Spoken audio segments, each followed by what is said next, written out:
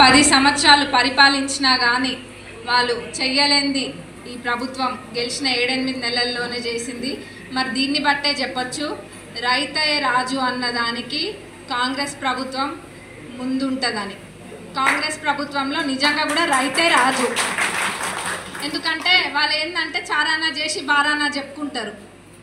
మనం బారానా చేసినా చారానా కూడా చెప్పుకోవాలంటే కొంచెం సంకోచిస్తుండ్రు మనోళ్ళు. అది మనది. ఎందుకంటే చెప్పే చరిత్ర వాళ్ళది, చేసే చరిత్ర మన కాంగ్రెస్ ప్రభుత్వం. ఇప్పటికే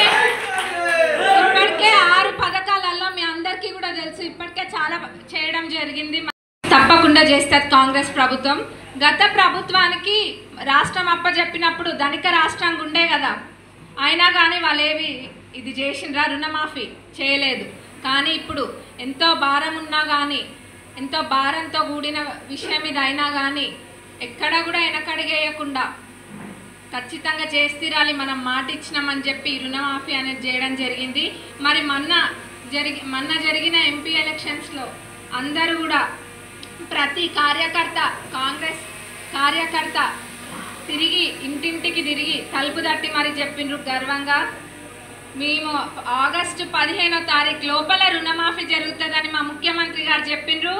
అది మీ మాటగా మీరు తీసుకొని మీరందరూ కూడా చెప్పిండ్రు. మనం అందరం కూడా అదే మాటను ముందుకు తీసుకెళ్ళి చెప్పినాం. మరి ఈరోజు మన మాటలు సతిముట్టలు కాలేదు, ఆ మాట నెరవేరింది. కాబట్టి అందరం కూడా ప్రతి ఒక్కరు ఊర్లో గర్వంగా తిరగండి, గర్వంగా చెప్పుకోండి రుణమాఫీ చేసినామని. ఇది మనకి ఎప్పుడు జీవితాంతం గుర్తుండిపోతుంది. మన ముఖ్యమంత్రి గారు కూడా చెప్తున్నారు ఏమని, ఏదో గుజరాత్ ఇక్కడికి వచ్చొక్కరు అంటారు గుజరాత్ రోల్ మోడల్ అంటారు, ఇంకొకరు అంటారు ఇంకేందో రోల్ మోడల్ అంటారు. అదంతా కాదు, మన తెలంగాణ రోల్ మోడల్ అని మనం దేశానికి చాటి చెప్పాలని అంటున్నారు. నిజమా కాదా?